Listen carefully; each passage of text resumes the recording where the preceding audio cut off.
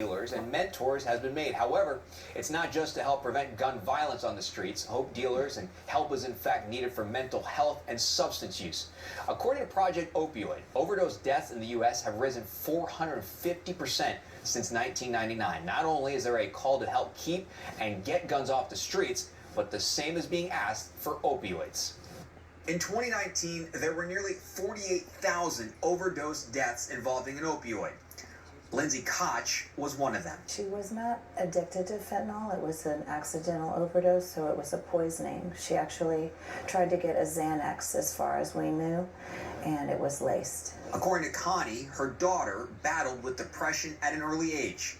Not only was she bullied, but she went through some traumatic experiences. We didn't realize she was self-medicating, and so we tried many different options for help and tried to get her as much help as we could. 2021 was nearly a record year for drug overdoses. About 98,000 people lost their life. Angela Harris's son, Pierre, was one of them. Growing up, Pierre grew up in a very dysfunctional home as well, and he began hanging around the wrong crowd of people, and because he hung around the wrong crowd of people, he suffered depression. According to the National Safety Council, 7 out of 10 preventable opioid overdose death victims are male.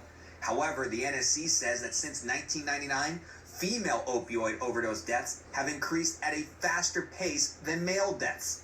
Both Angela and Connie are now hope dealers, trying to use their experiences with others who may be ignoring warning signs or may not know how to help a loved one.